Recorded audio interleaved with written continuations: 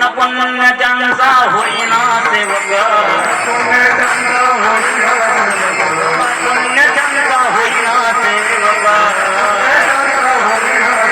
हे बनवारीचा दुरावी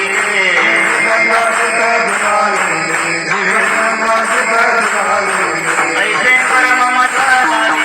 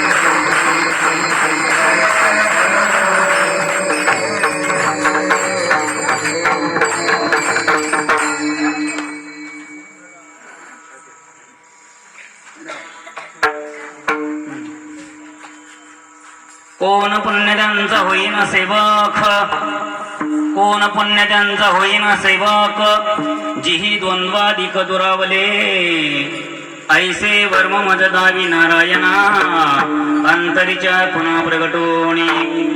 बहु अवघड आहे संत भेटी, परिजग जेठी करुणा केली, ऐसे वर्म मज दावी नारायणा, अंतरीच्या पुन्हा प्रगटोणी. तुका म्हणे मग नोहे वृत्तीवरी, तुका म्हणे मग नोहे वृत्तीवरी, सुखाचे शेजारी पौडे, ऐसे वर्म मज दावी नारायणा, अंतरीच्या खुना प्रगटोणी. विढाला विढाला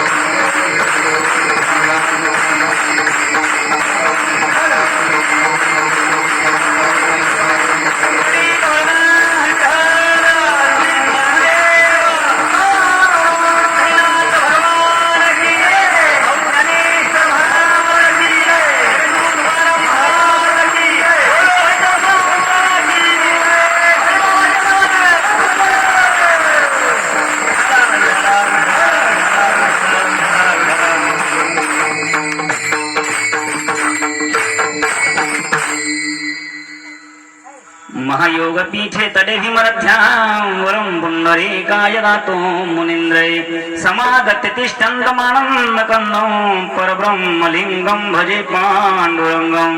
पाण्डुरङ्ग करो प्रथम नमः,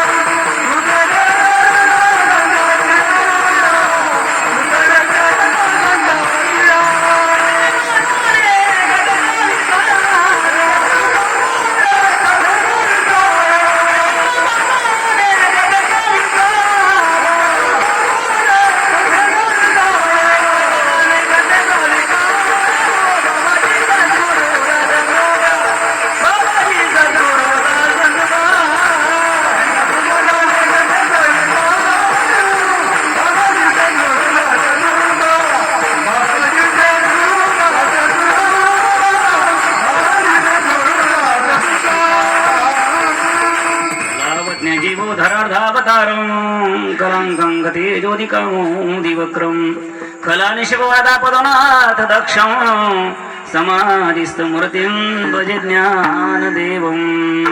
ज्यांची गावी केला वास त्याशी नसावे उदास कर्पूर गौरम करुणावतारं संसार सारं भुजगेंद्र हरं सदा वसंतं हृदयारविंदे भवं भवामी सैतं नमामि नारायण नमस्तुते नरं चोनर्तं देवीं सरस्वतीं व्यासं ततो जे मुदरेत् ब्रह्मानन्दं परमसुखदं केवलं ज्ञानमूर्तिं द्वन्द्वातीतं गगनशतृष्णतमश्चाद् लक्ष्यम् एकं नित्यं मनमचलं सर्वदि साक्षिभूतं भावातीतं त्रिगुणितं सद्गुरुं तन्नमामि सद्गुरुं तन्नमामि सद्गुरुं तन्नमामि मंगल भवाना मंगल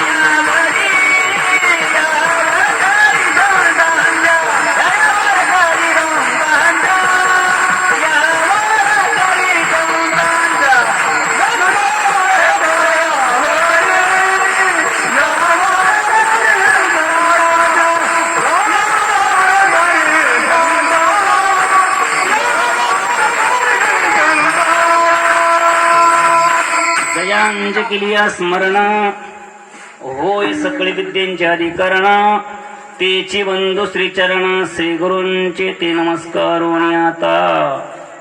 आता कृपा भांडवल सोडी अरे भरे माझे मतीची पोतडी करी ज्ञान पद्य जोडी थोरा माते कोण पुण्य त्यांचा होईन सेवक जिहे द्वंद्वादिक दुरावले ऐसे वर्म मज दावी नारायणा अंतरीच्या खुणा प्रगटोनी. प्रस्तुत प्राप्तप्रसंगी मंगलमय दिनी अनंत कोटी ब्रह्मांड नायकाच्या कृपाक्षेत्राखाली सद्गुरू बाळूमामा संत बाळूमामांच्या या कृपाक्षेत्राखाली चालताला हा अखंड हरिनाम ग्रंथराज ज्ञानेश्वरी पारायण सोहळा तथा कीर्तन महोत्सव याही वर्षी अतिशय थाटामाटात संपन्न होत आहे आणि आजचा 6व्या दिवसाची सेवा माझ्या पामराकडे आलेला आहे. त्यानिमित्ताने तुम्हा सर्व भगवंतांचं आणि गुणीजनांचं महात्म्यांचं मला दर्शन घडलं. विठ्ठल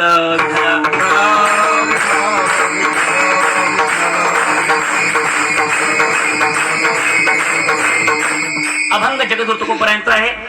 चिंतन अतिशय छोटस आपण मांडणार आहोत. वेळेअभावी 10 वाजले जातात आणि 1 तास कीर्तन उरले आहे. जसं खटवंग राहिला 1 तास तसं आपला 1 तास असो. जगद्गुरु तुकोबाराय परमेश्वराला विचारतात की मला कोणत्या पुण्याईने अंतरंग लक्षण मला तुझ्या जवळ येण्यासाठी करता येतील असं वर्म मला सांगा. मला कोणत्या पदाला जाता येईल आणि कोणत्या पदाने तुमची प्राप्ती होईल असं सुख सांगा. म्हणजे कोणतं पुण्य आहे ते तुम्हाला संतांची भेट होईल आणि संतांची भेट दुर्मिळ आहे. अशा संतांची भेट जर झाली तर मी कोणत्या पदावर गेलं पाहिजे तर तुकाराम भगवान सांगतात की तू कोणत्या पदावर गेलं पाहिजे. भगवंताने कुठलंच काही सांगितलं नाही पण भगवंताला विचारणार तुकोबर आहे. प्रश्न कोणाला आहे? कोण म्हणजे काय? ज्याला प्रश्न आहे तो परमात्मा आहे.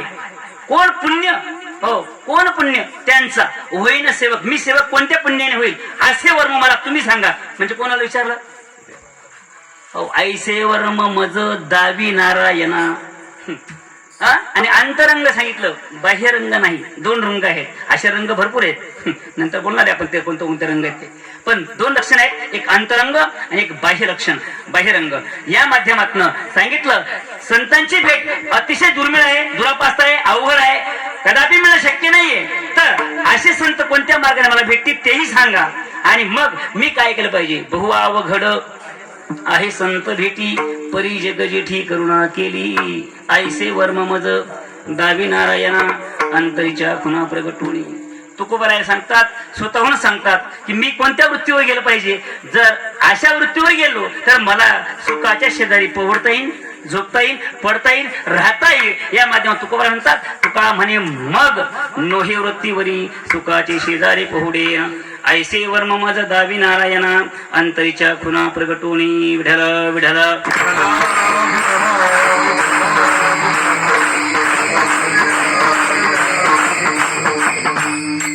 अभंग तुकोबरायांचा असून तुकोबराय परमेश्वराला विचारतात. याचा अर्थ असा आहे, ज्यांच्याशी बोलायचं आहे, ज्यांची संवाद करायचा आहे, एक तर ती व्यक्ती त्यांच्या मापात असली पाहिजे तर संवाद होतो.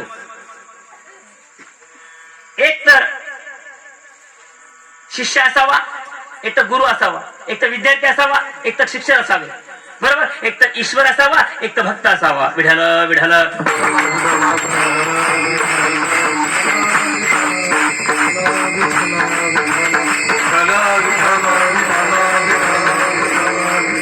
संगती विसंगती नको. या माध्यमातून आपल्या जीवनामध्ये या 3 गोष्टी महत्वाच्या आहेत. एक तर शिक्षकासमोर आपला संवाद असावा, शिक्षक समोर संवाद असावा. त्याच माध्यमातून विद्यार्थी कसा आहे हे शिक्षकाला माहिती आहे, सेवक कसा आहे हे मालकाला माहिती आहे, आणि भक्त कसा आहे देवाला माहिती आहे. असो, या माध्यमातून सेवक म्हटला की मालक आलाच. मालक या जगाचा पाठीवर एकच आहे, तो परमात्मा, सबका मालिक. विटेवरी जाती पाऊले समान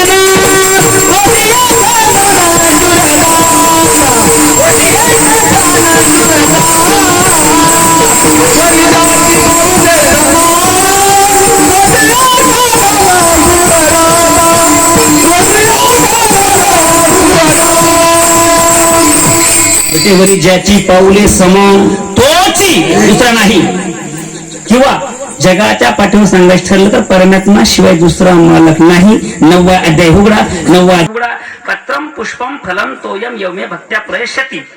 त्याच्यानंतर सांगितलं गतिर्भता प्रभू साक्षी निवासम शरणम श्रुत प्रभो प्रलस्थानम निधानम बीज अव्ययम. म्या बोलविला वेदू बोले, म्या चालविल्या सूर्य चाले, म्या हलविता प्राण हाले जे जगाचे जाळीता.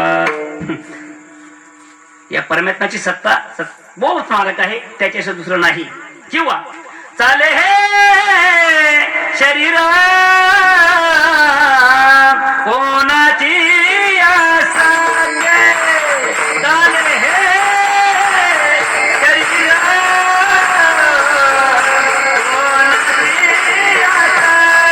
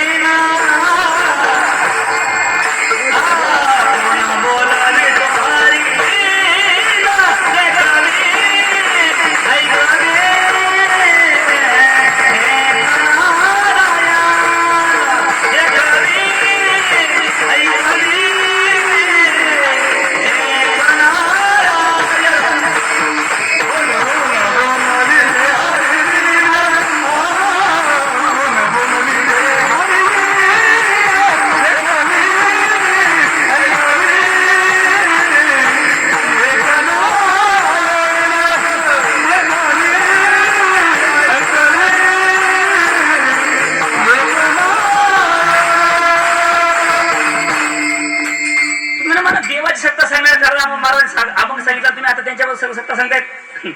ज्याच्याशी संवाद करायचा आहे त्याचा अधिकार सांगतोय, ज्याच्याबद्दल बोलायचं आहे त्याच्याबद्दल आपण लायकी आहे का, आपली पात्रता आहे का, आपण आपल्या त्या ठिकाणी संभाषण होत आहे का आपलं.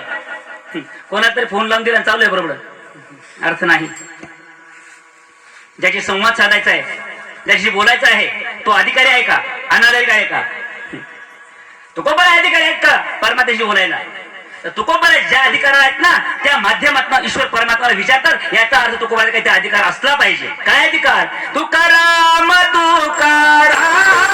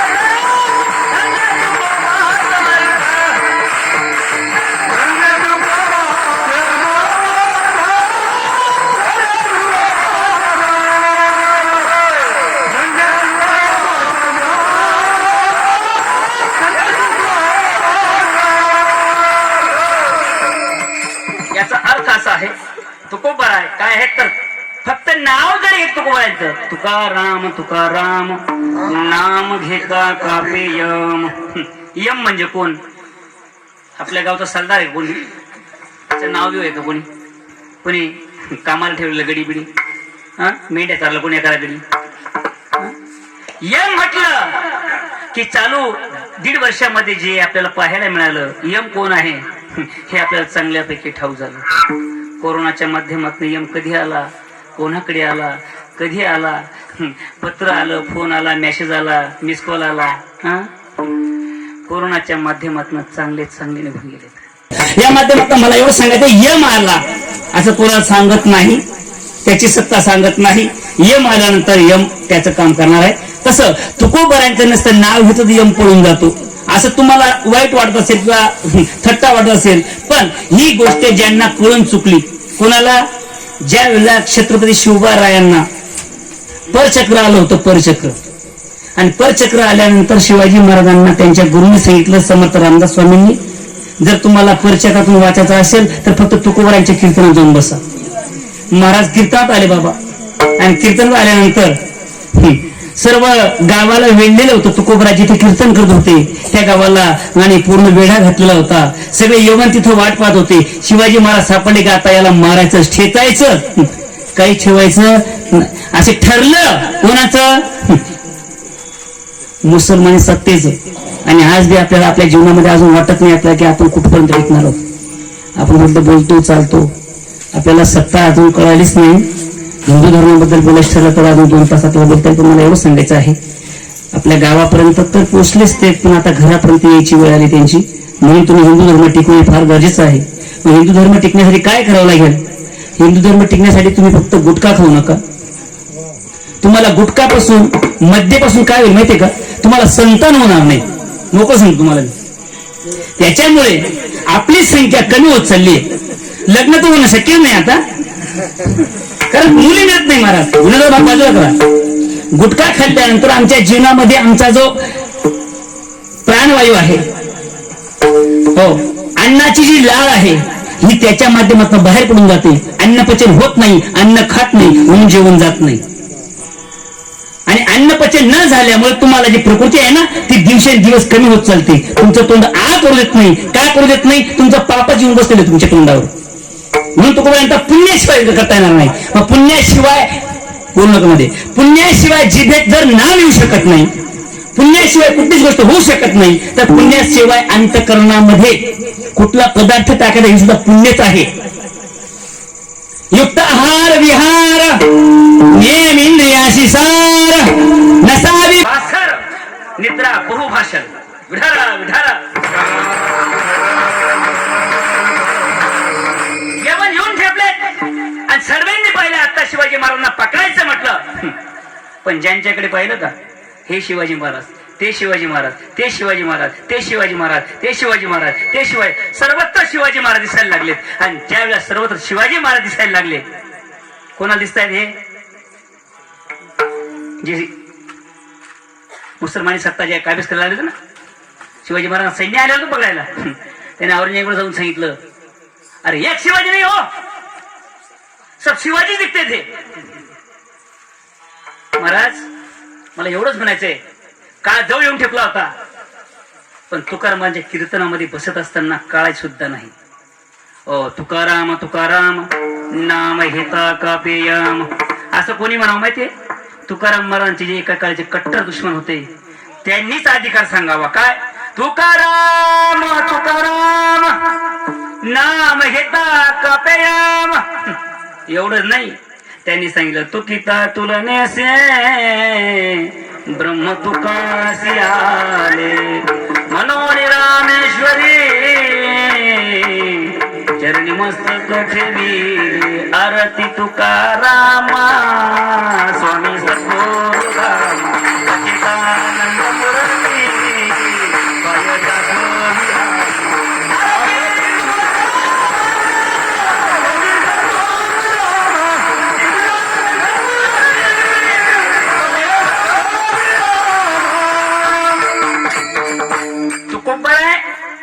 आणि ब्रह्म यांच्यात कुठलाही भेद नाही असं कोणी म्हणावं? रामेश्वर शास्त्री, रामेश्वर भट, ज्यांचे दशग्रंथी पाठ होते. आमचा हरिपाठच पाठ होतो. लक्ष्मण बाबा सगळे गुणीजन मंडळी, बाळू महाराज, भगवान. एक भगवान नाही इथं, दोन दोन भगवान.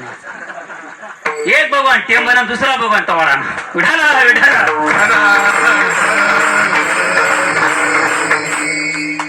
मुद्दा विषय मला एवढं दोन भगवान आहेत, तेच दोन सोपान सोपाने सोपाने. वा वा, सोपान कमी. विठाला विठाला.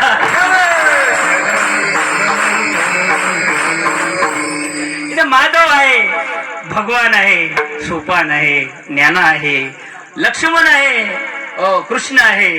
काय कमी आहे? उत्तमात उत्तम रमेशजी आहे. काय सांगू तुम्हाला, इथं कमीच नाही महाराज. सगळे मंडळी गुरुजन आहे. असो, मुद्दा एवढा होता, या जीवनामध्ये जगत असताना तुमच्या अंतःकरणात जर आनंदच बाहेर येत नसेल, आनंदाने तुम्ही कधी हसलत नसाल, तर आपलं जीवन निरर्थक आहे. निरर्थक, काही अर्थ नाही, काही अर्थ नाही.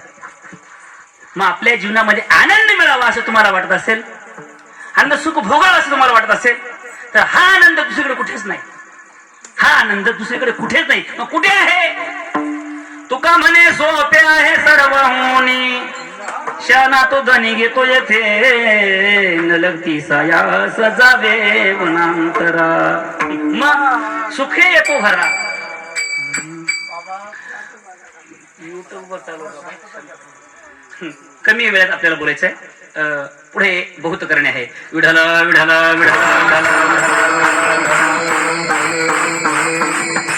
आपल्याला सुख प्राप्ती पाहिजे असेल तर असं करावं लागेल. सुख मिळतं, आनंद मिळेल. आनंद मिळाला त्या माध्यमातून तुम्हाला ज्या साधनाने जायचं आहे ते साधन योग्य आहे, बरोबर आहे असं सिद्ध आहे, त्यात शंका नाही. मुद्दा आपला इथं होता, जर तुकोबारांचा अधिकार देवाशी बोलण्याचा आहे तर तुकोबा त्यांना विचारता आहेत. तुकोबारांचं वर्णन रामेश्वर भट्ट करतात की तुकिता तुलनेसे ब्रह्म तुकासी आले म्हणून रामेश्वरी दशग्रंथी होते, म्हणून त्यांचा अधिकार होता. त्यांचं वर्णन तुकोबारांनी केलं आणि तुकोबारांचा अधिकार एवढा होता. एवढा सांगू, त्याच्या पलीकडे सांगतो. अनुरेनुया थोकडा, अनुरेनुया थोकडा, तुका आकाशा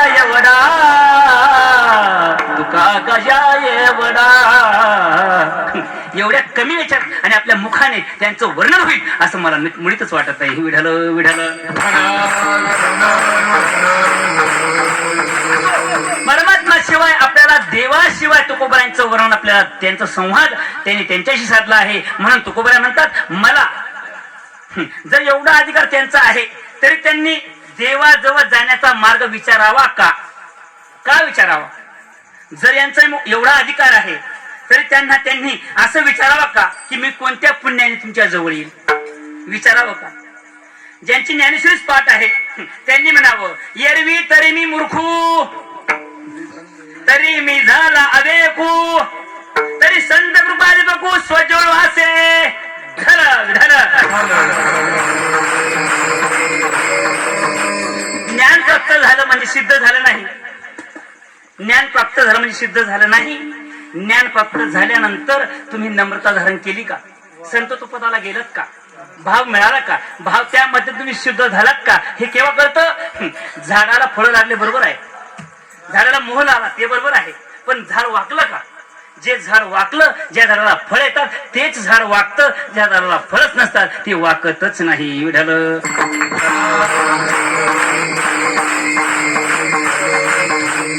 आता जवळच सांगतो. जवळच बाबा कसं आहे, आमच्या माता भगिनी रोज लाटणं घेतात ना हातात. लाटणं रोज लाटणं हातात. लाटणं कधीच वाकत नाही आणि कुत्र्याची शेपूट कधीच सरळ होत नाही. एक सरळ होत नाही, एक वाकडं होत नाही. विठ्ठल विठ्ठल. जीवनामध्ये असंच आहे. आपलं जीवन जर लाटण्यासारखं असेल, आपण कुठे वाकलोच नाही, कुठे नम्र झालोच नाही, तर आपलं जगणं, आपलं वागणं आणि आपलं राहणं हे निरर्थकच आहे. यात सिद्धता आहे. आपण जिंदगीभर आयुष्यभर तर वाकडच वागलो. याला काय कळत? त्यानं इकाई गे तू ना नाही इकन त्यांनी. याला वाकडं म्हणतात. काहीही गरज दुसऱ्याबद्दल बोलणं आपलं कितपत सत्य आहे मला सांग. मला असं म्हणायचंय, दुसऱ्याचं आपल्याला चांगलं करता येत नाही. बिलकुल करू नका, बिलकुल करूच नका, चांगलं करूच नका. तुम्ही कोण त्यांचं चांगलं करणार? कारण ईश्वराची सत्ता अशी आहे, ईश्वराने सांगितलेलं आहे, ज्याने माझं नाव घेतलं ना मी त्याची चिंता वाहतो. आवडीने भावे हरिनाम घेसी तुझी चिंता त्यासी नको खेद करू पती लक्ष्मीचा सकळ जीवांचा तुझं मोकलेले जैशी स्थिती आहे कौतुक आहे. मग एका जनार्दनी भोग संचिताचा काय सांगितलं? नाशच आहे सगळा. हे आम्हाला कुठे कळतं? आणि आमची चिंता करत नाही. कोणाची करतो? तू न कशी होई, तुला लग्न होई का नाही?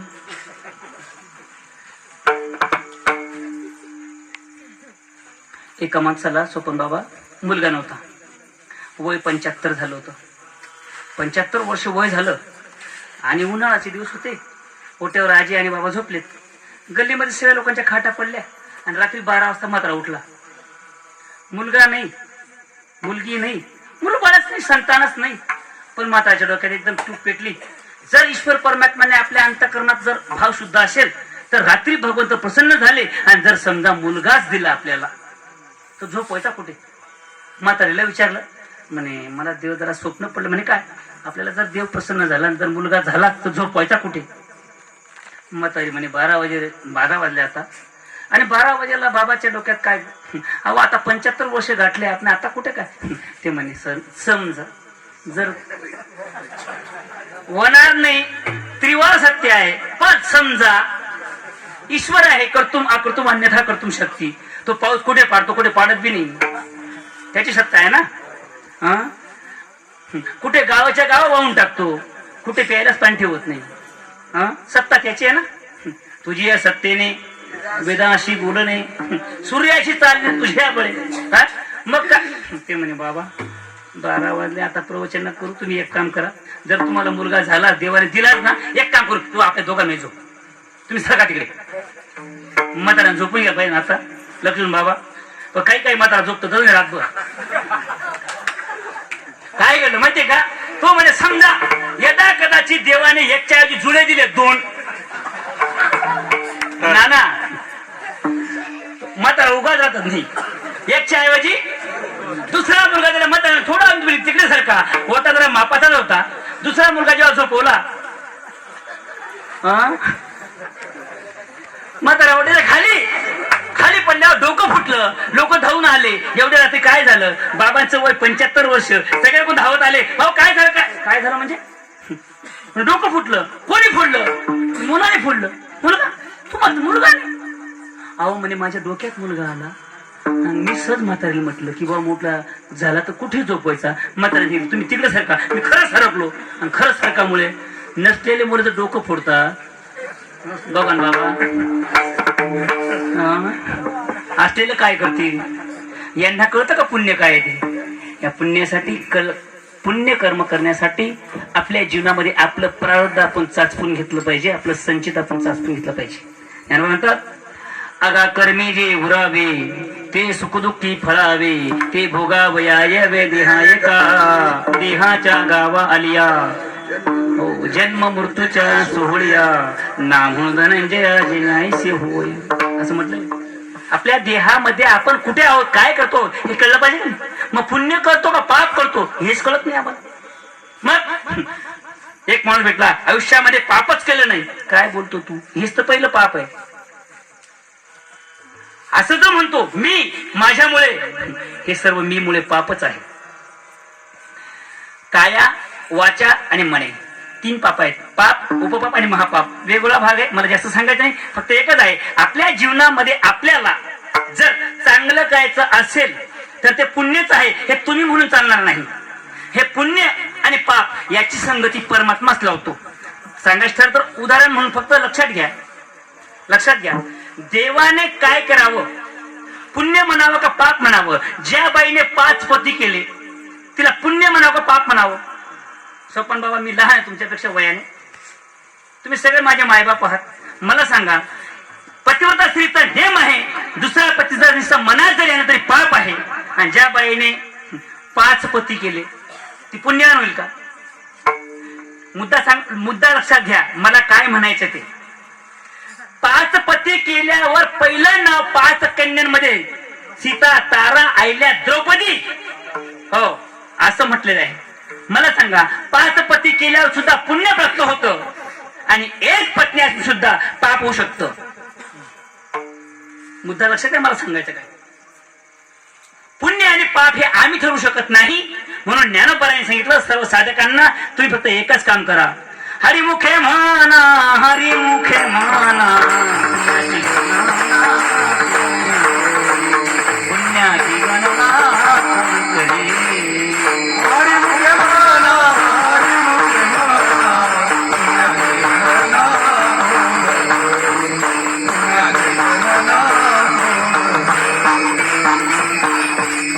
हरिमुखे हरिमुखे म्हणा, हरिमुखे म्हणा, पुण्याची गणना कोण करे. आपल्या जीवनामध्ये पुण्य करायचं तर फक्त तुम्ही हरिमुखाने म्हणा, हेच पुण्य आहे. सगळ्यात मोठं पहिलं पुण्य हे सांगितलं आहे. मग आपल्या जीवनामध्ये पुण्यच कमवायचं आहे. मग कोणत्या कोणत्या पुण्याने तुम्हाला ईश्वराकडे जाता येईल असं तुकोबा विचारताय. तर एवढंच आहे, जीवनामध्ये पुण्यकर्म करण्यासाठी कोणतं पुण्य आहे आणि कोणतं पाप आहे हे त्यांनाच कळलं नाही. म्हणून तुकोबारांनी पुन्हा विचारून घेतलं अभंगाच्या पहिल्या चरणात.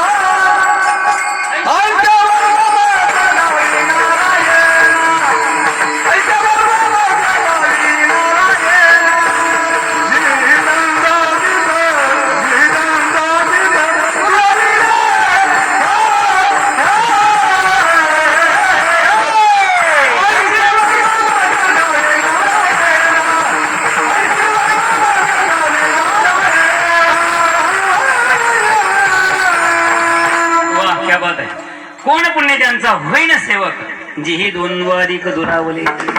द्वंद्वादिक सांगायचं ठरलं तर द्वंद्वादिक कोण आहेत हे सगळ्यात महत्वाचा मुद्दा आहे. द्वंद्व त्यांनाच म्हटले जे मी आता मुद्दाम सांगितले पहिलेच. तसं ज्ञानोबा म्हणतात खळ जे म्हटले ज्ञानोबांनी, यांनी द्वंद्व म्हटले. अशा लोकांना त्यांचा वेळ घालण्यापेक्षा पुढे सांगतो, या जीवनामध्ये जगत असताना आपल्याला कोणत्या पुण्याने देवाजवळ जाता येईल. पहिला मुद्दा, देवाजवळ जाण्यासाठी लगेच देवाजवळ जाता येत नाही, कारण देव लगेच मिळत नाही. देवाजवळ जाण्यासाठी जसा साधी गोष्ट आहे, मंत्र्याकडे जाताना तुम्हाला लगेच मंत्र्याकडे जाता येत नाही, मग कोणाकडे जावं लागतं? मंत्र्याच्या पियाकडे, बरोबर? तसं देवाकडे जाताना देवाकडे डायरेक्ट भेटा येत नाही. मग देवाकडे जाताना कोण प्राप्तीची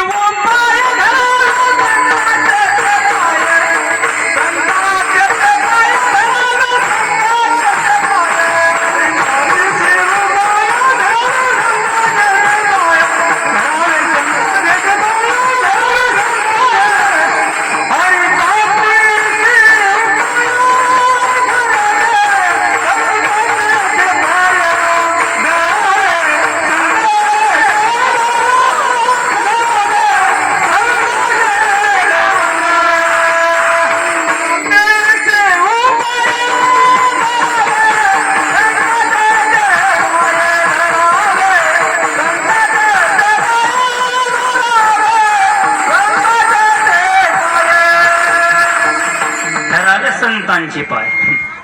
कोणाचे पाय धरावे लागतील? संतांचे पाय धरल्याशिवाय देवाकडे जाता येत नाही. आणि तुकोबरा इथं विचारतात कोणत्या पुण्याने देवाकडे जाईल. मग संत तुकोबरा संत नाहीत का? शंका येतील नाही, सारी शंका आहे. जर तुम्हाला देवासर बोलता येतं, देव आहे म्हणून बोलता येईल, मग देवाकडे जाताना संताशिवाय बोलता येत नाही. मग तुकोबरा संत आहेत का देव आहे? साधी शंका आहे. तुकोबरा सर संत म्हटलं तर मग इकडे म्हणता की आयसेवरून माझं दहावी नाव आहे ना. पुढे प्रश्न सांगितलं हा, किंवा कोणत्या पुण्याने मला तुझ्याकडे येता येईल.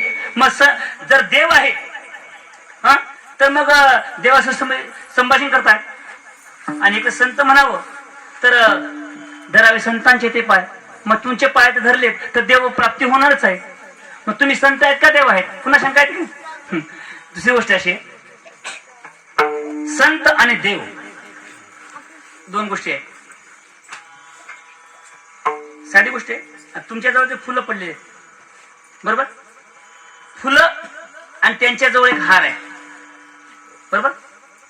फुलांमध्येच हार होता का हार मध्ये फुलं आहेत?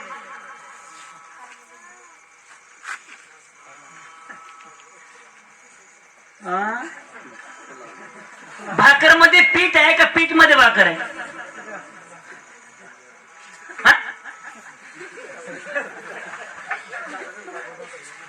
भाकर मध्ये पीठ आहे का पिठामध्ये भाकर आहे? नाही, कोणतं तरी एकच सांगा बाबा. पिठामध्ये भाकर नाही, मुद्दा लक्षात घ्या. एकदम हळू हळू एकदम सावकाश करू चिंतन.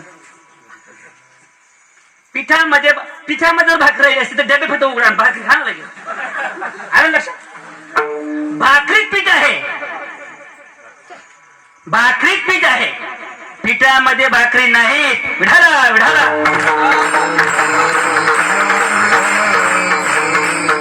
मुद्दा सांगतो. तसं हार मध्ये फुल नाही का फुलामध्ये हार नाही? काय विचारलं मी? हे जे फुलं आहेत यांच्यात हार आहे का हार मध्ये फुल आहे? आता हे बरोबर आहे. हार बनवला त्याच्यामध्ये फुलं आहेतच. तसं जगाच्या पाठीवर ज्यांनी समजून घेतलं मी तो वासुदेव तत्वता,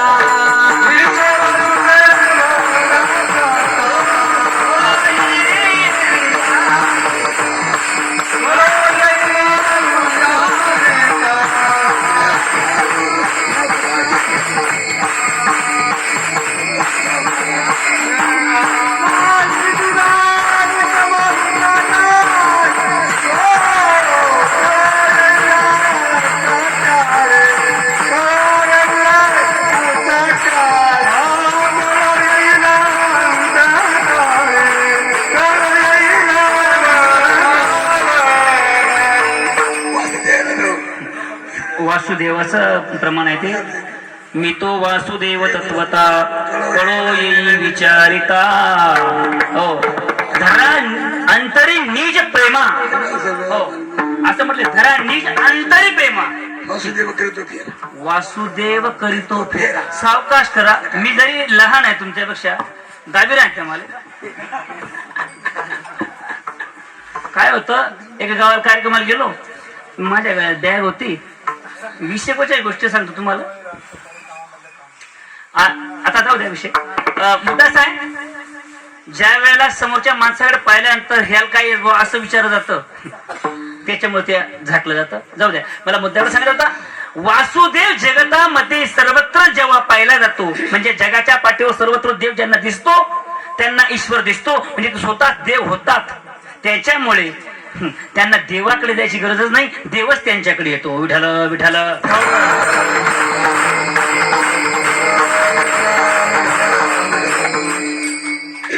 साधारण उदाहरण सांगायचं ठरलं तर असं केव्हा होतं, नामदेवराय ज्या वेळेला पंढरपूरवरनं सरळ अंतर आणि गाठलं गुरु करण्यासाठी औंढ्या नागनाथ कोल्हे वैजनाथला गेले आणि खेचर स्वामींकडे पाहताना सांगितलं मला गुरु करायचं आहे, परंतु अवस्था तशी पाहिली तर त्या ठिकाणी त्यांनी पिंडीवर पाय ठेवले होते. नामदेवराय पाहिलं असा माणूस जर आहे त्याच्या पिंडीवर पाय ठेवतो, अशा गुरुला करून आपल्याला काय उपयोग आहे? अशाकडे आपण काय गुरु करायचा? असा गुरु करायचा? झोपले काय तुम्ही? कसा गुरु करायचा मग? हो, गुरु असा करायचा नाही जो पिंडीवर पाय ठेवतो. मग निघायला लागले. त्यावेळेस त्यांनी सांगितलं गुरु करू नका, पण एक लक्षात ठेवा, किमान माझे पाय पिंड नसेल अशा ठिकाणी ठेवा. मला कळत नाही पाय कुठे ठेवतो म्हणून. काय बाबा, ठीक आहे चला, म्हातारा वय पाहिल्यानंतर हात लावायचा, पण हात लावताना त्यांना महारोग झाला होता, क्षयरोग. बरोबर. हात लावावा कसा? थोडे अंगामध्ये वेगळी शंका होती की हात लावल्यानंतर न जाणू मला सुद्धा हा आणि संसर्गजन्य रोग आहे, तो महारोग मला सुद्धा होऊ शकतो.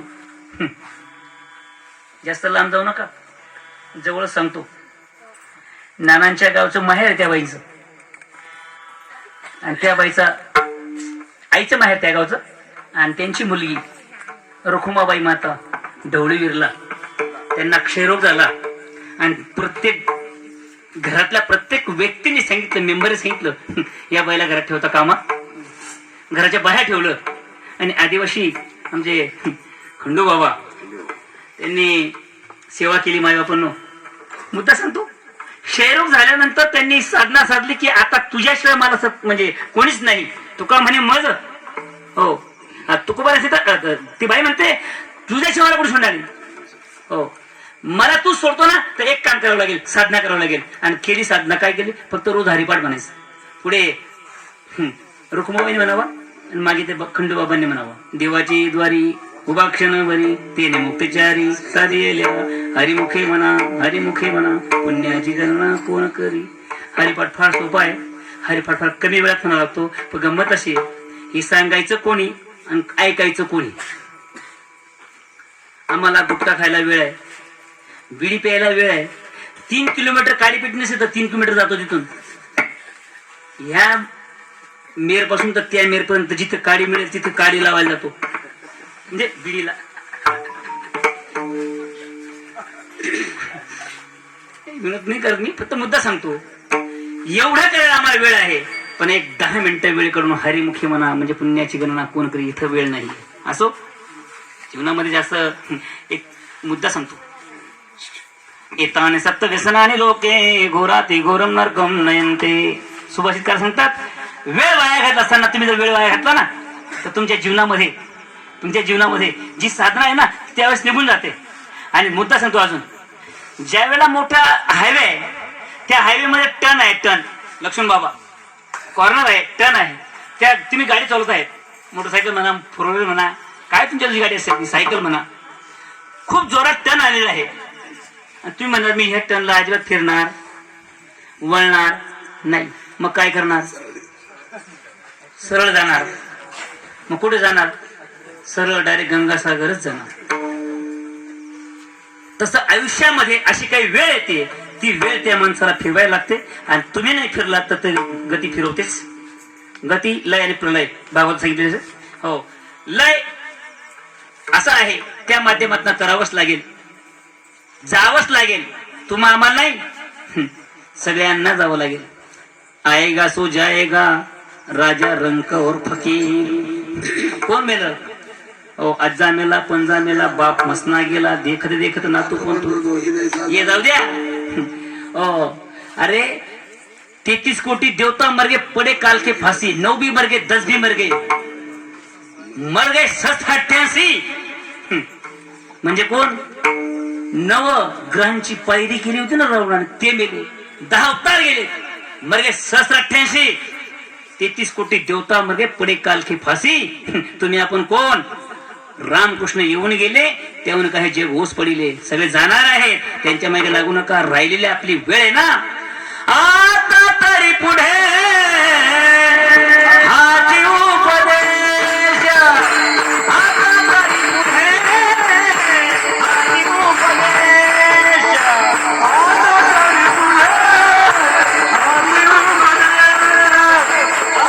तरी पुढे हा जीव उपदेश.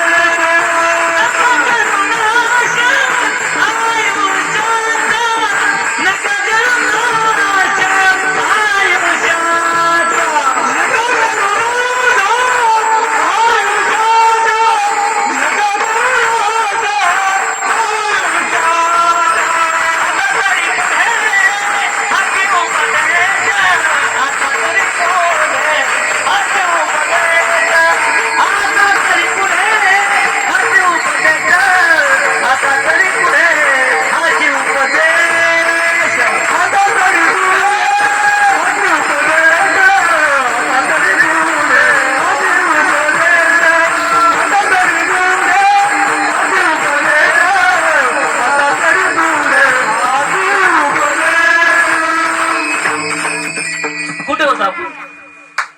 कुठे होतो?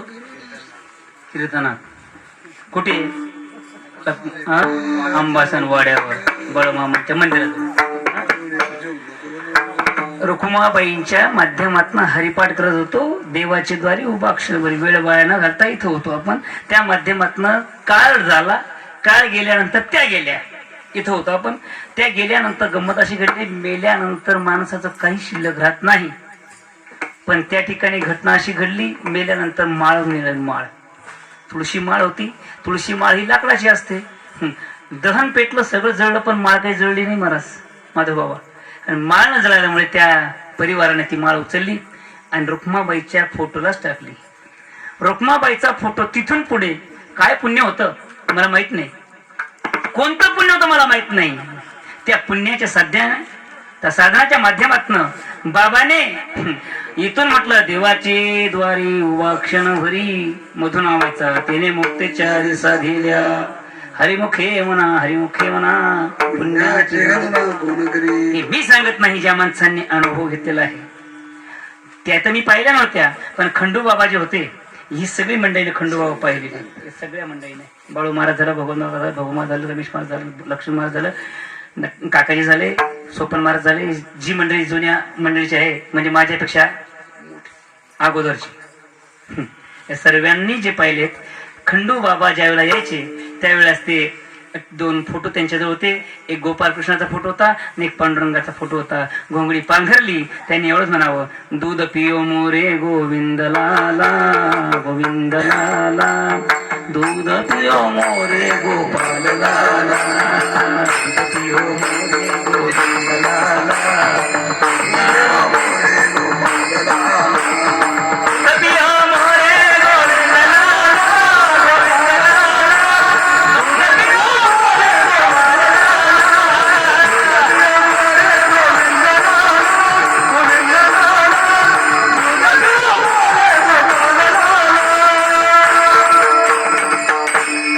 असं म्हटल्याबरोबर त्या 2 मूर्त्या नाचायच्या महाराज. असं बरेचशे मंडळीने पाहिलं. हा भाव होता, घोंगडी पांघरल्यानंतर हा भाव होता. या माध्यमातून कोणतं पुण्य होतं मला माहित नाही. तो को बराय म्हणतात, कोण पुण्य त्यांचा होईना सेवक, जिही द्वंद्वाधिक दुरावले. आजही ह्या घटना घडत आहेत. फक्त एकच आहे, आमचा विश्वासच बसत नाही. का बसत नाही? तर आमचं पुण्य शिल्लक नाही. पुण्य ज्यांचं शिल्लक आहे त्यांना अहोरात्र क्षणाक्षणात प्रत्येक क्षणाला प्रत्येक कणाकणात परमात्म्याची अनुभूती आल्याशिवाय राहत नाही. मला अनुभूती सांगायची होती म्हणून नामदेव महाराजांना तिथं परळी वैजनाथला आणि आपण इथं होतो आता ठिकाणावर या असं म्हटलं. माझे पाय उचलता येत नाही, तुम्ही तरी ठेवा कुठे ठेवायचे. तर असा गुरु करण्यासाठी गेलेत. त्यांनी सांगितलं आपल्याला न जाणो हात लावल्यावर काय होईल? क्षयरोग होईल. इथं होतो ना आपण मध्ये उदाहरण आपल्या भागात दिलं म्हणून तिथं जावं लागलं होतं. क्षयरोग झाल्याशिवाय आपल्याला राहत नाही म्हणून हात लावायचा का नाही शंका होती. पण एक पाहिलं, न जाणो पंढरपूर कुठे आणि औंढ्या नागनाथ कुठे. 500 किलोमीटर नंतर पायी पायी चाललो. झाला तर झाला, एकदा हात तर लाव. आणि ज्यावेळेला हात लावलेत महाराज, गुरु तेथे ज्ञान, ज्ञानी आत्मदर्शन, दर्शनी समाधान ते दैसे. काय घडलं काही समजलं नाही. जसं कासवीच्या पिलांनी फक्त समोर पाहिलं तरी सुद्धा त्या पिलांना आधी दूध प्राप्त होतं आणि त्याची भूक भागते, तृप्ती होते. तसं नामदेवाने फक्त हातच लावला. हात लावल्या बरोबर गुरुची प्रचिती आली आणि प्रचिती आल्यानंतर पाय जशी उचलले तशा दुसऱ्या बाजूला ठेवलेत. तिथं पिंड तयार झालं. त्यांना वाटलं की न जाणं आपलाच हात फिरला असेल म्हणून त्या पिंडवर पडला असेल. पुन्हा पाय फिरवले, दुसऱ्या जागेत ठेवले, पुन्हा पाय फिरवले, दुसऱ्या जागेत ठेवले, पुन्हा पाय फिरवले. असे 12 ठिकाणी फिरवले. 12 लिंग तयार झाले. आजही 12 लिंग औंढ्या नागनाथला आहेत. विठ्ठल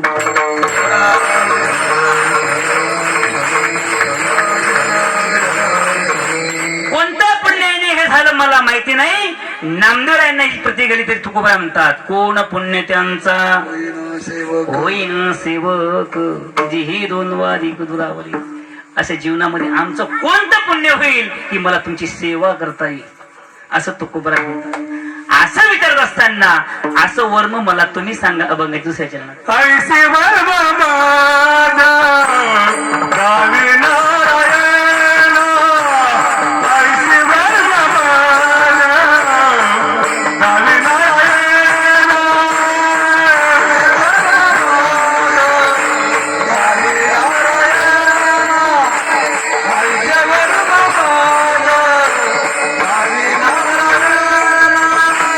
ऐसे वर्म माझा गावी नारायण, ऐसे वर्म माझा गावी नारायण, ऐसे वर्म माझा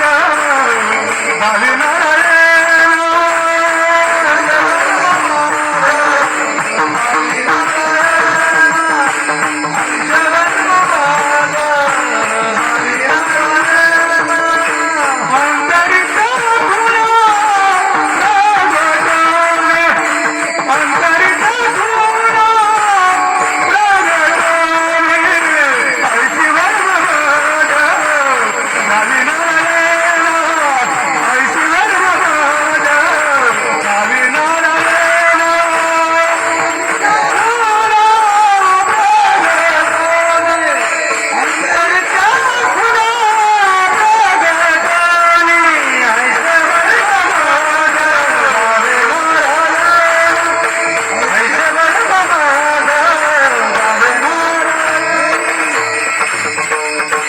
ऐसे वर्म मज दावी नारायणा अंतरीच्या खुना प्रगटोणी. ऐसेच ज्या वेळा आलं त्यावेळेला शब्द उच्चारण्याच्या अगोदरच प्रश्न विचारतो कैसे वर्म. आता ऐसे कैसे हे बरोबर झालं, पण वर्म म्हणजे काय? सगळ्यात महत्व वर्म म्हणजे काय? आपण तो काय वर्म, वर्म म्हणजे काय? वर्मचा अर्थ काय होतो? वर्म ते एक आहे ऋणधरा, वर्म ते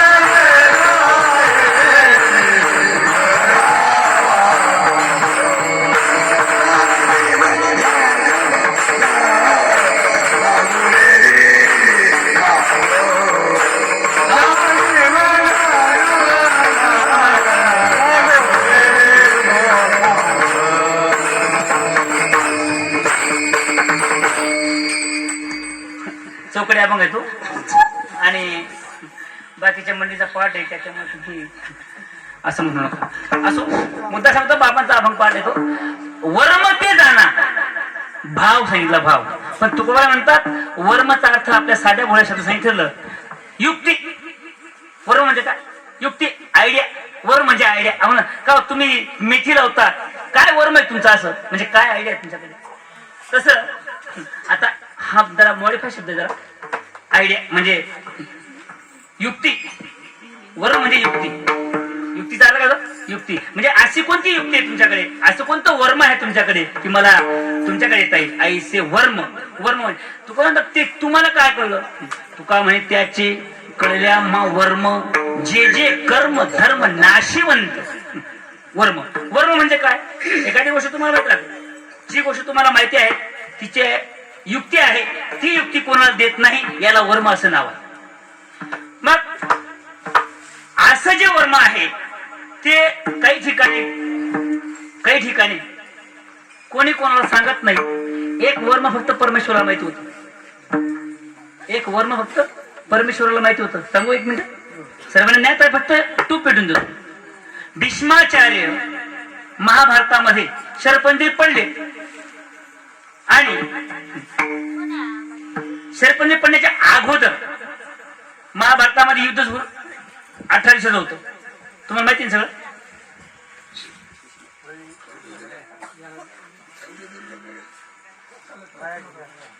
विठाल विठाल विठाल.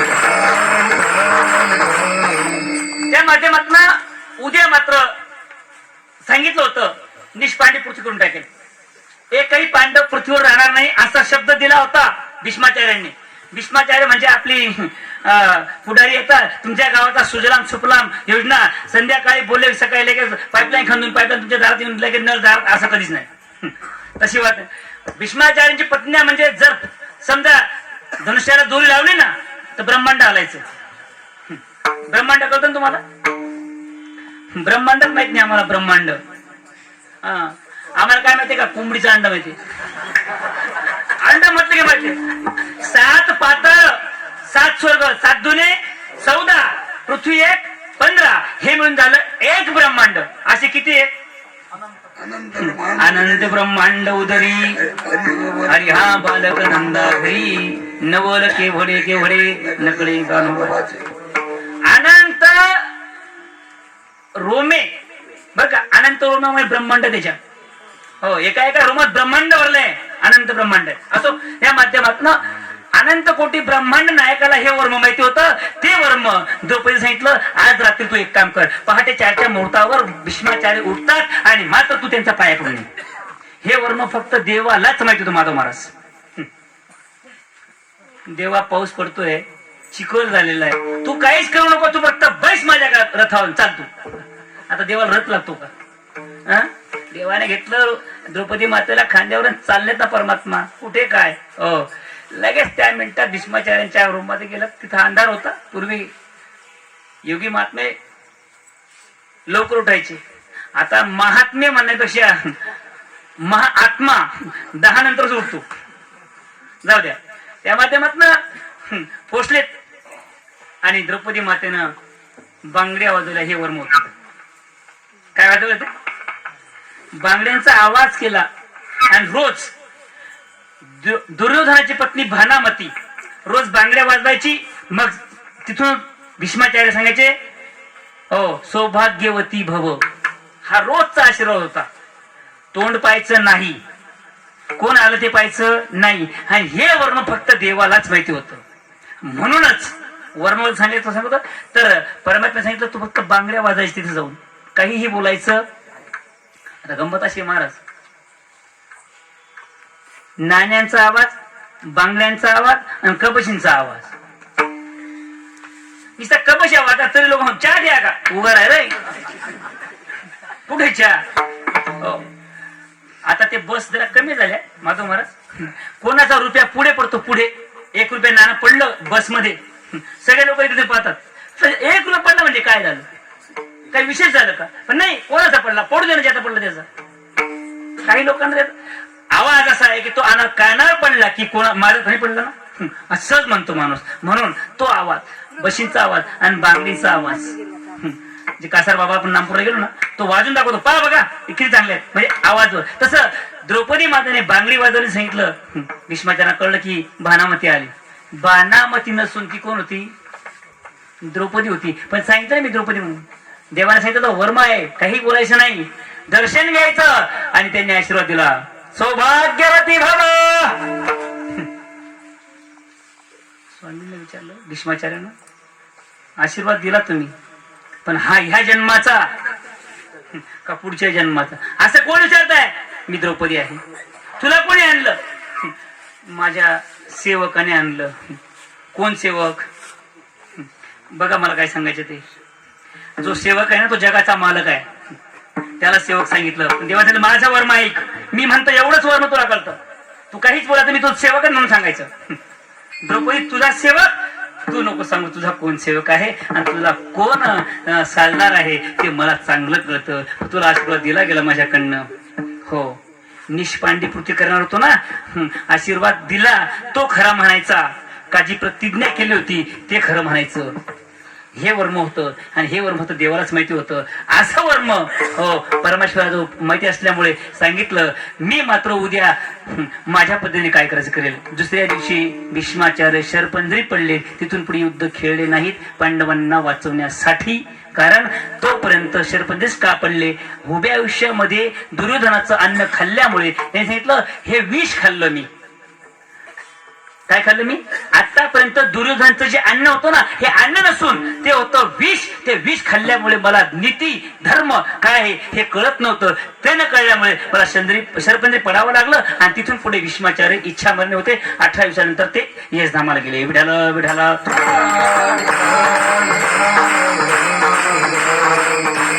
असे बरेचसे वर्म आहेत. असे वर्म सांगितलं तर हा मुद्दा होता. आणि तुका म्हणता ऐसे वर्म जगावे नारायणा.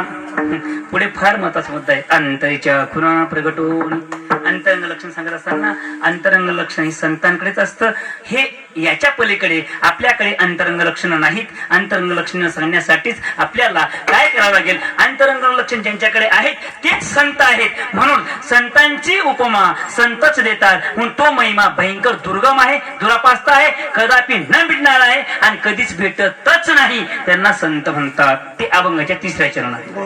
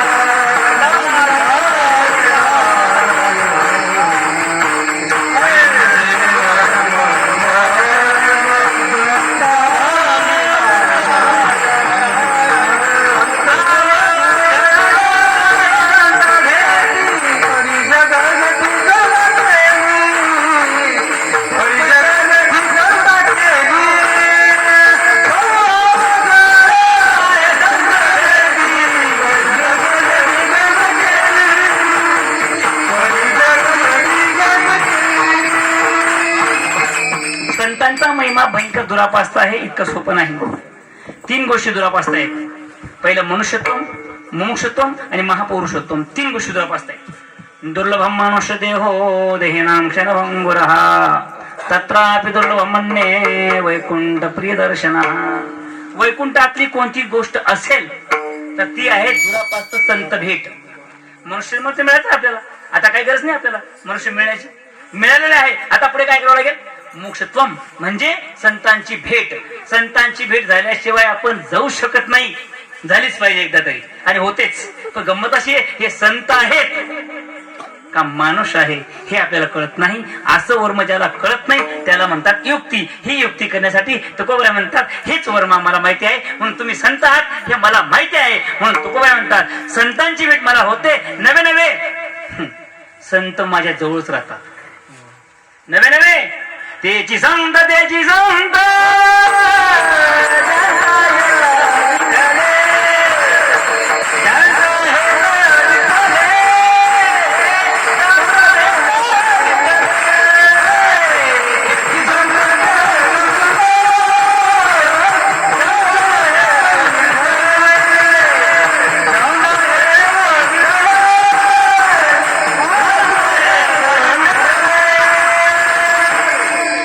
वेळ भरपूर झालेली आहे 10 मिनिटं उरलेली आपल्याकडे मुद्दा सांगतो संत भेटणं म्हणजे दुरापास्त म्हणजे इतकी भयानक गोष्ट आहे भयानक काय होईल चंद्रामृता सुख से गोवेल असता जाता रवीधर वेल बाह्य हेरा सागर तरुवेल परित्या साधूचे देताना होईल गा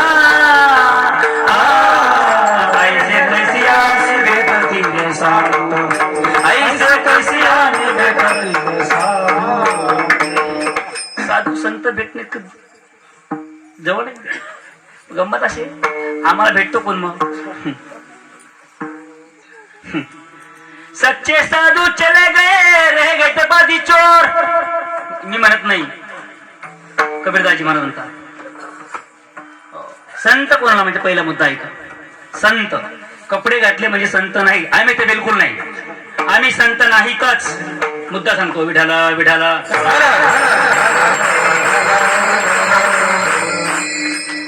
आम्ही संत नाही का नाही आमचा हेतू विठ्ठल नाही आम्हाला जगात विठ्ठल दिसत नाही जरी स्थळे विठ्ठल दिसला पाहिजे आम्हाला तुम्हाला देव दिसला पाहिजे मी तर म्हणतो देवात देव दिसत नाही आज लोकांना माणसात मध्ये देव तो नंतर बघायचा आहे तसं पाहायला तर स्वतःच देव आहे तैसा हृदयामध्ये निराम असताना सर्व सुखाचा राम कभांडाची काम विषयावरी काय म्हटलं संबंध देवच आहे 15 म्हणता ममैव वंशो जीव लोके जीव सनातन मनश्रेष्ठांद्रियाणी प्रकृती विस्ताने करशती हो याच्या पलीकडे सांगितलेलं आहे याच्या पलीकडे सांगितलेलं तुम्ही सर्व तर देव आहात तुमच्या अंतकरणात देवच आहे तुम्ही सर्व देवच आहात अशी ज्या वेळेला माझी वृत्ती होईल ना त्यावेळेस खरा संत मी विठाला विठाला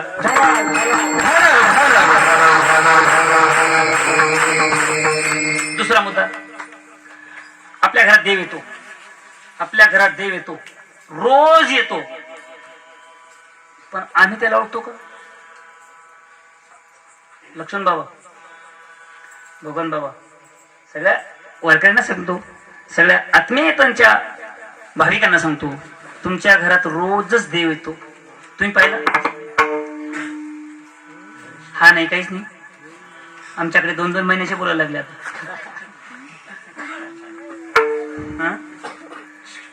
रोजच देव येतो तुम्ही बोललात का भेटलात का काय विचारलं का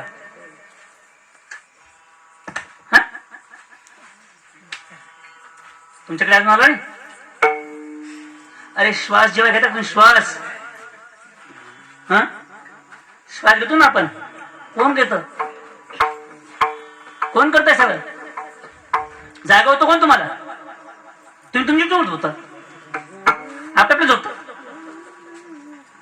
झोपतो कोण उठवतो कोण इथे तुम्हाला कीर्तन आणलं कोणली कोणी आणलं तुम्हाला इथं ज्याने आणलं ना तो तुम्हाला रोज उठवतो दिसत नाही तुम्हाला का दिसत नाही आमची दृष्टीच ती नाही अजून योगी दुर्लभ तो म्या देखील साजने तो म्या देखील साजने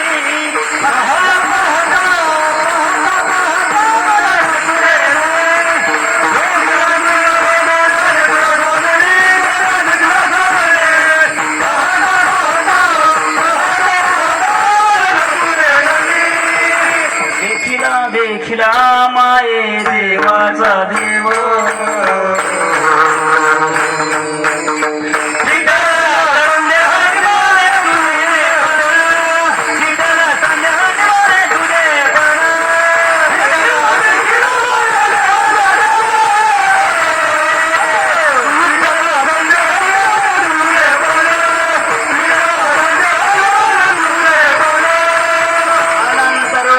अनंत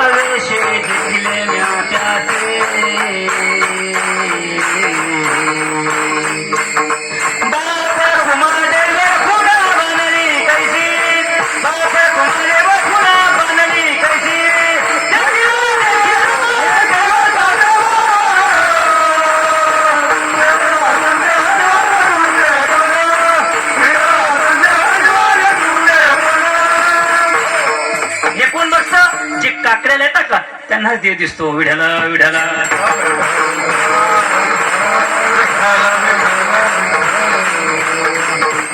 काकडा फार महत्वाचा आहे. काकडा हा सत्याचा आत्मा आहे आणि आत्मा नसेल तर ते शरीर काय कामाचं आहे. जसं ओस ग्रह तोरण बांधिले आणि उपाशी अन्न लिंपिले. विढल विढल काकडा फार महत्वाचा आहे. काकडा हा आत्मा आहे आणि त्या आत्म्यातच चिंतन आहे. म्हणूनच आपल्या जीवनामध्ये जेव्हा काकडा होतो तेव्हा मनुष्य वृत्तीवरनं निवृत्तीत पोहोचतो आणि निवृत्तीवर पोहोचल्यानंतर त्या माणसाला सुखप्राप्ती होते. तो खूप बऱ्याच शेवटच्या चरण सांगतात. तुका म्हणे माझा लोहे मोती तुका म्हणे माझा लोहे वृत्तीवरी तुका म्हणे माझा लोहे वृत्तीवरी तुका म्हणे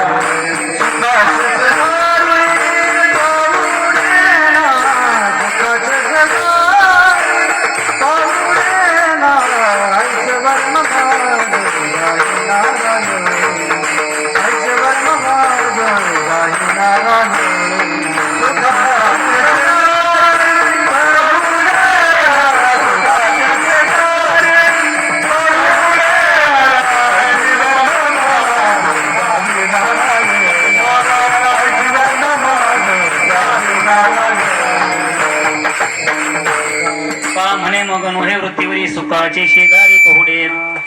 सुखाचे शेजारी म्हणजे कोणा शेजारी? सुखनाम परमात्मा. सुखरूपाईचा तुझा कोण सांगा माझ्या पांडुरंगा सारिका तो. सुखरूपा तुझा ऐसा कोण सांगा माझ्या पांडुरंगा. सुख परमात्माच आहे. मग त्याच्या शेजारी तुम्हाला मला सुखाच्या शेजारीपणे म्हणजे देवाच्या शेजारी सांगा तुम्ही. पण देव असं म्हणत नाही. नवे नवे देवच त्यांच्या जवळ येऊन पोचतो. म्हणून म्हणतात ज्या सुखा कारणे देव वेडावला वैकुंठ सोडोनी संत सगळी राहिला. वैकुंठ सोडोनी संत सगळी राहिला.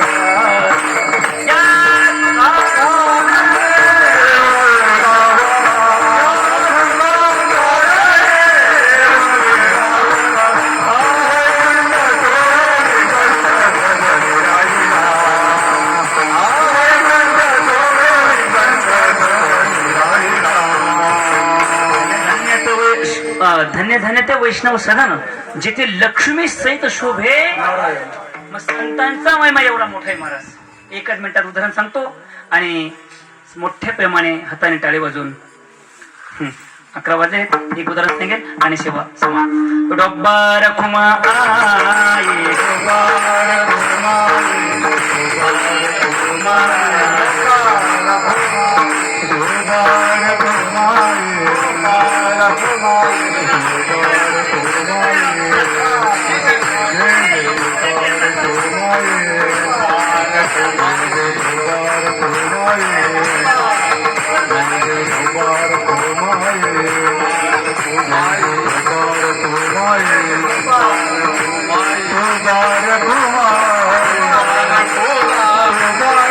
Bye.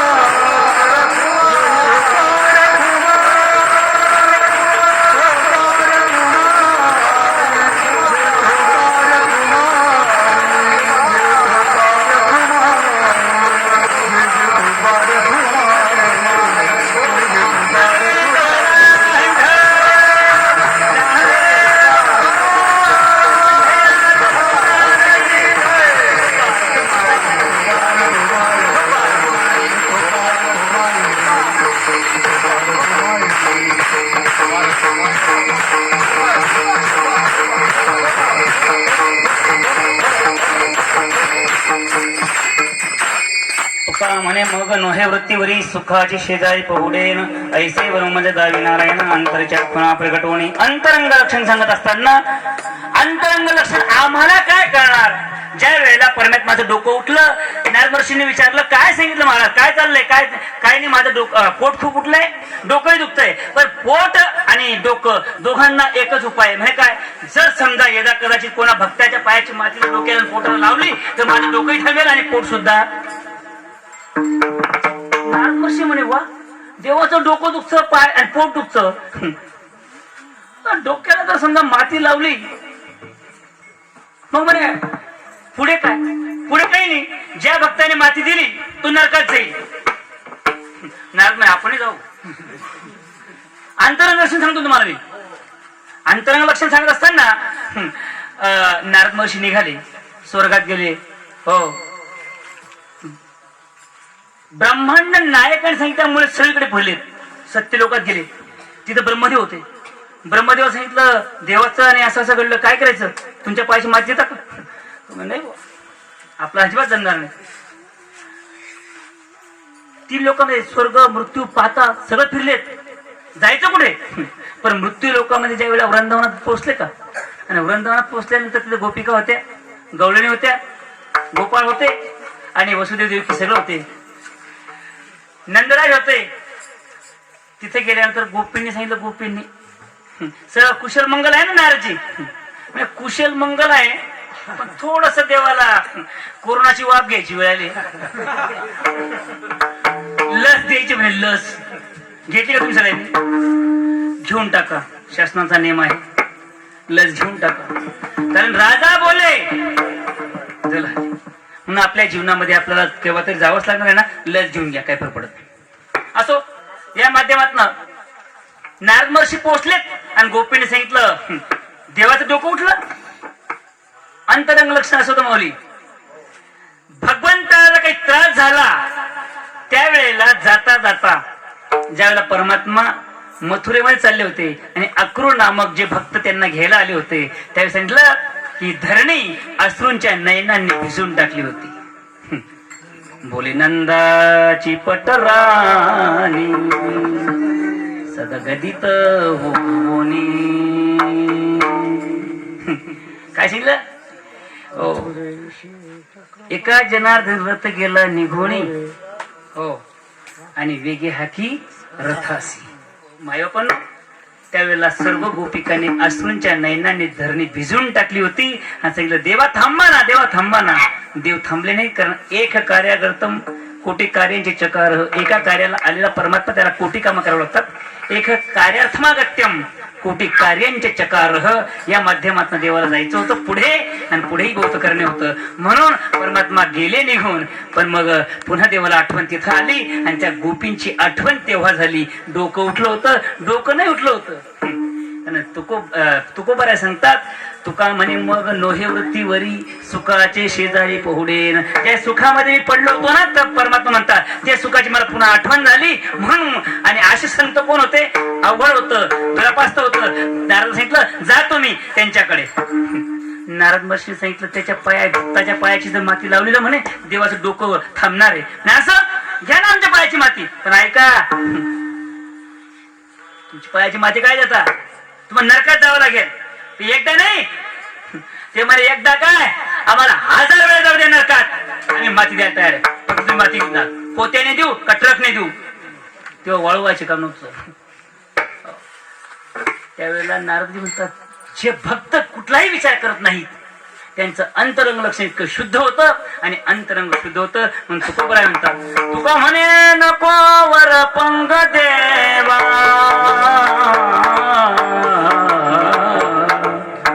घ्यावी माझी सेवा शुद्ध भावे.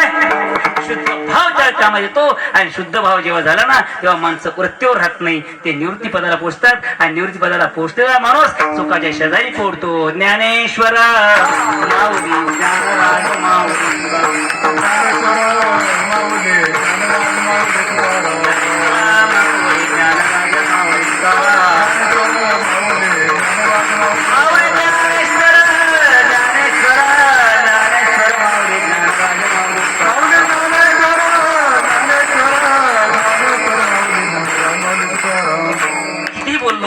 काही सांगितलं मी खूप ज्ञानी आहे असं काही नाही. माझा भाव शुद्ध असं मला माहित नाही.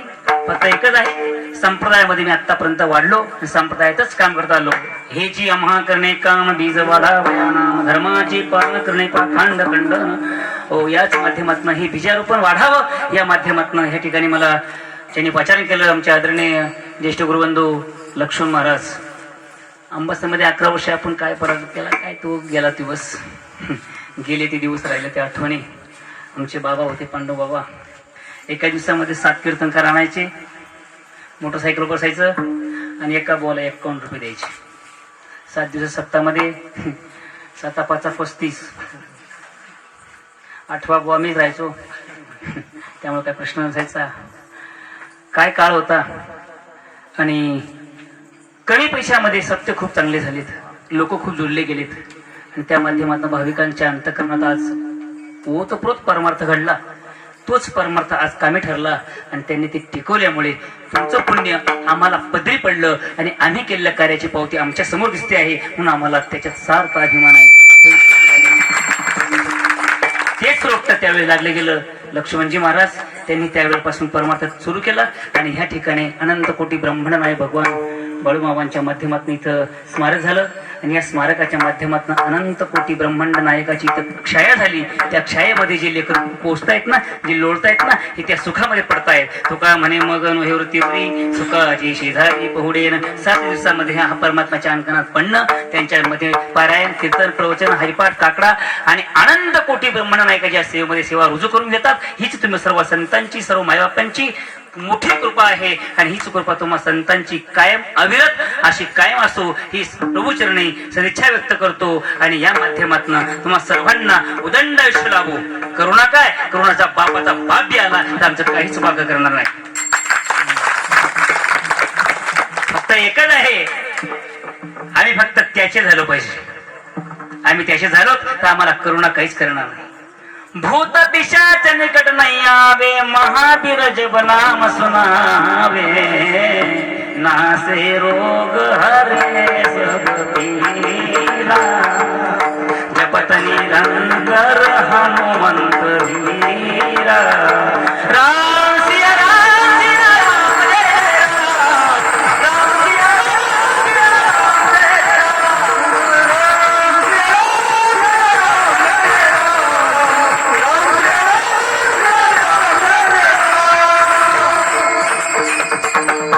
गंधमादन नावाचा एक मुलगा होता, माहित बसलो ना.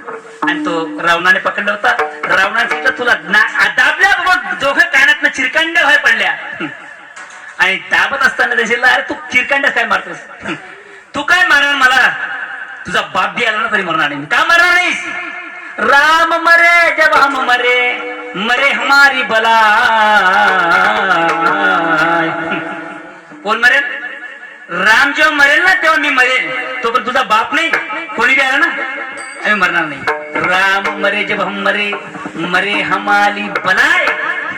हो, या माध्यमात हम तो अविनाश के पोंगडे हमें मरे न मारे जाय. या माध्यमातून ईश्वर परमात्मा आमच्या जीवनामध्ये आहे तोपर्यंत त्याचं नाव घ्या. त्याचं नाव घेतल्यानंतर सर्वच काही सोपं होतं. त्याचं नाव घेण्यासाठी पुण्य संपादन करा पाहिजे. म्हणून कोणतं पुण्य ते सांगता येणं शक्य नाही. तुकोबराय म्हणतात कोण पुण्य त्यांचा होईना सेव जेही दोन वादिक दुरावले. फक्त कर्म करीत राहा, हात मारीत जा, मदत तयारच असते. फक्त एकच आहे, मी केलं असं म्हणू नका, माझ्यामुळे झालं असं म्हणू नका, मी कीर्तन चांगलं केलं असं कधीच म्हणू नका. ईश्वर सेवा ज्या ठिकाणी सेवा करायची आहे सेवा म्हणून करा, निश्चित फल प्राप्त होणारच आहे, त्यात शंका नाही. काम करीत जा, म्हणजे सहज करत राहा, देवाच्या नावाने होत राहतं, सहज होणार आहे. आणि या माध्यमातून ही सर्व सेवा ईश्वर चरणी आणि संत बाळूमामाची चरणी सेवा सुखू करून या ठिकाणी पूर्ण विराम. विठ्ठल जय जय.